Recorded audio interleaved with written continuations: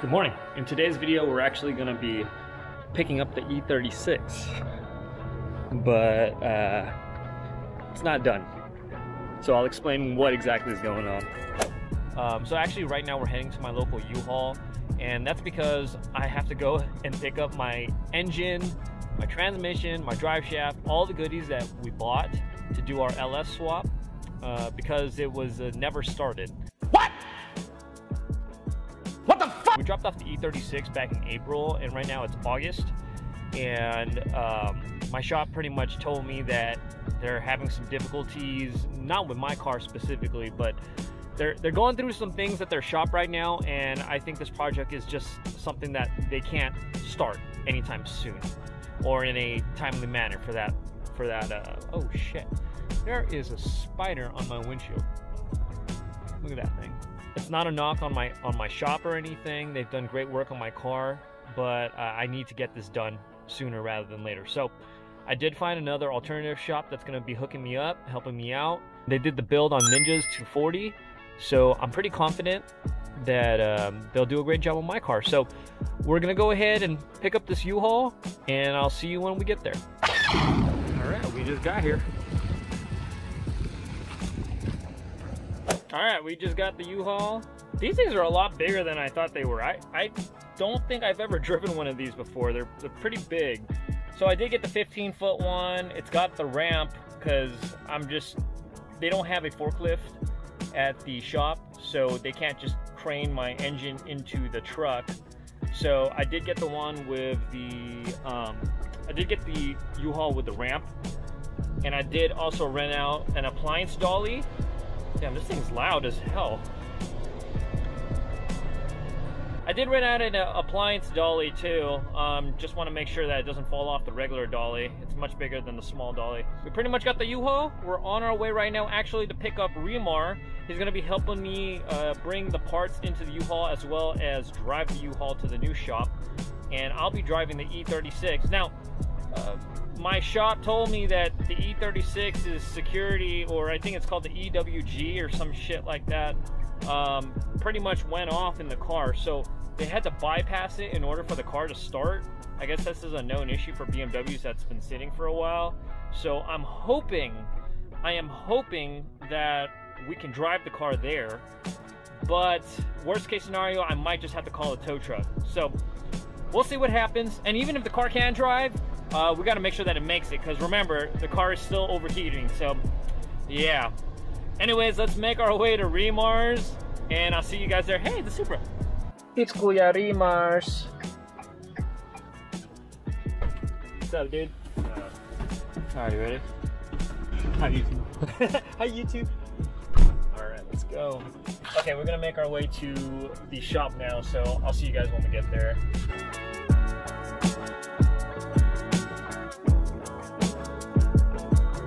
My God, she's right here. Okay, so we got all of our stuff and we're ready to go. Oh man, it's been a long time since I've been in this car. All right, she's got to make it 4 miles. 4 miles. She's probably gonna overheat, but let's go, baby.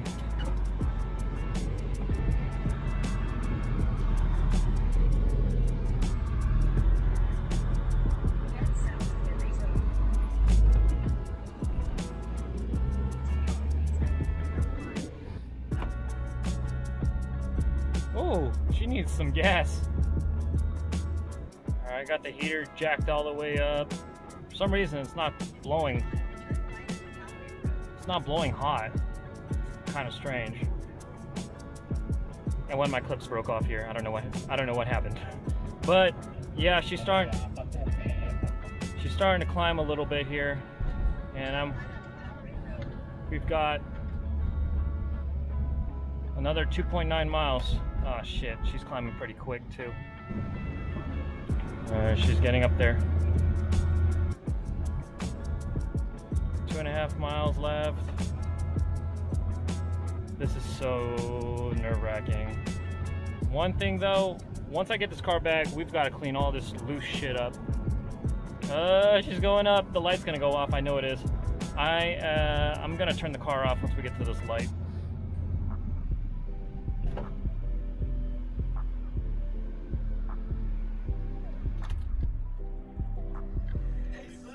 Yeah, starting to kind of smell weird. See owner's manual, check coolant level. Thank you.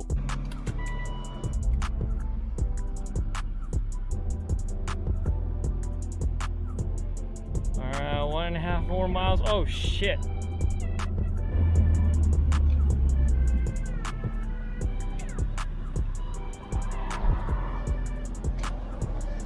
Gonna pull over real quick, let her cool down for like 2 seconds.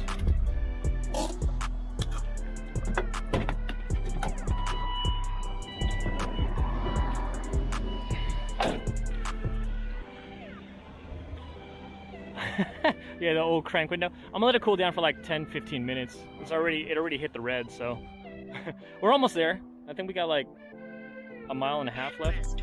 Yeah. So we'll just give it some time.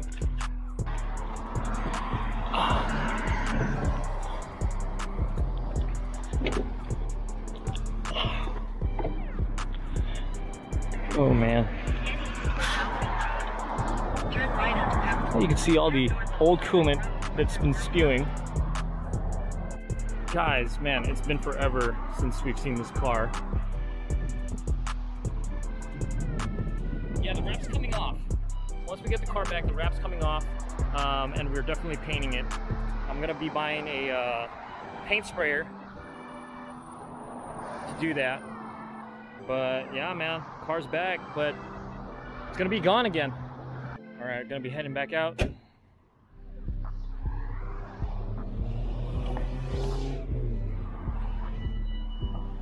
All right, we gotta make it another 1.25 miles here. So hopefully we'll be okay.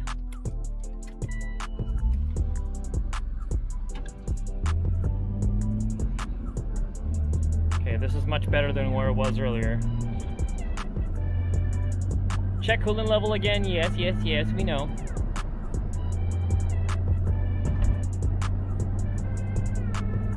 Okay, looks like the radiator's kind of working. Come on, bro.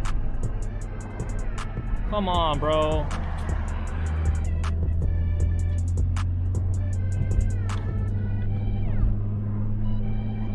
Oh, she's touching the red again.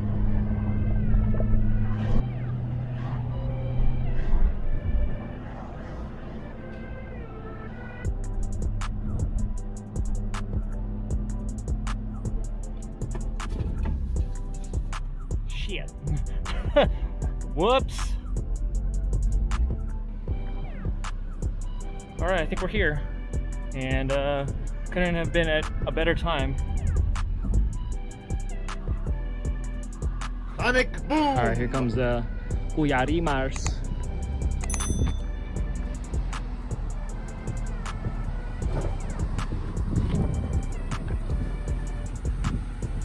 Yeah, thankfully the other shop borrowed a forklift from the neighbors, and Aaron actually said he has a forklift here too, so we got saved. It's got box loads of LS parts. If you guys remember, this is Ninja's Drift 240 back at the event that we went to at Thunder Hill.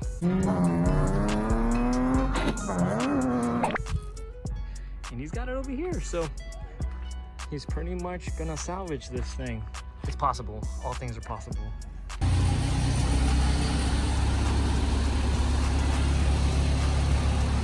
Got all our parts.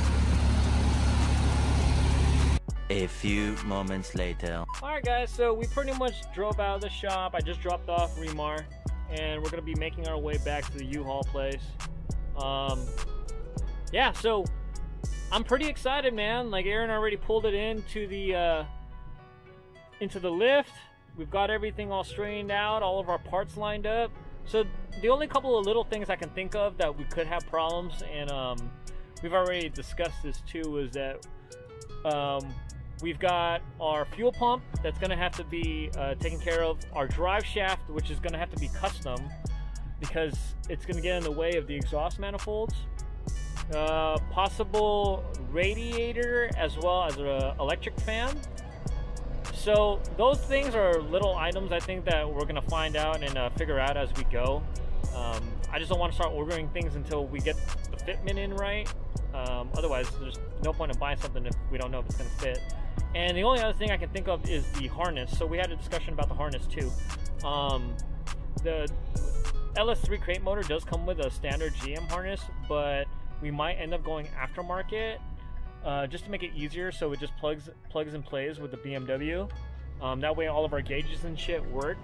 So that's also something that is going to be brought up as we go in the build. But yeah, I'm super excited. It's really loud in here. We're going to go ahead and get some gas in this and bring it back to the U-Haul, and yeah. All right, so we just got done pumping gas, spent about 30 bucks, got about, I think it was about 5.5, 6 gallons. And right now we're pretty much back at where we started. Actually, I gave him a little bit more than what I needed to. I was just talking to Remar before I dropped him off. I think it's kind of a blessing when you think about it, because the previous shop, they're really specialized in BMWs. That's pretty much their bread and butter, and they've never done an LS swap before. So even though he initially told me he was down to do it, for one reason or another, they weren't able to complete it. So I'm really glad that I found this other shop. I know I'm in good hands with Aaron and the other guy who works there, Rob. They've done great work on Ninja's car, and if Ninja has an awesome looking car and he's happy, then yeah, I think I'm in pretty good hands. A lot of the cars that he actually has in the shop right now are LS cars. There was actually, I believe it was a S14 chassis right next to mine that was also LS with a cam in it. So Aaron is very familiar with these vehicles, and he hasn't put one in an E36 chassis before, but he has put it in multiple other cars. So just the fact that he's comfortable working with the LS and he knows the E36 puts my mind to ease. And there's also a possibility that it could also be done for less time and for cheaper. So I'm really looking forward to that. Because it's an LS swap, I'm not expecting it to be super straightforward, even though we have all the parts that's pretty much there, all the major parts. There are going to be little gremlins here and there that'll pop up, and essentially we're just going to knock it out as we go. But in terms of what I can do at this point, I think to make it easier for Aaron as well, is I'm going to start reaching out to the carb and the ref. I want to make sure that we get some guidelines put into place, because if we're going to get this car carb legal, we're going to make sure, we have to make sure we do everything by the book, by California standards. That way we can get that glorious carb sticker on there. Anyways, guys, I'm going to try to pay attention here, because I got to make a left turn soon. This car is pretty big, and I'll talk to you guys right after we drop off the U-Haul. So here we go. All right, guys, so we just got back to the house, and yeah, so we're hopefully going to get that car back sooner rather than later. I'm realistically thinking maybe by the end of September. That would be my goal, but we'll have to see what happens. He's got to crack into it, and we'll just take it day by day. Anyways, guys, that's pretty much it. I hope you guys enjoyed. I'll catch you guys in the next one. Respect your elders. Peace.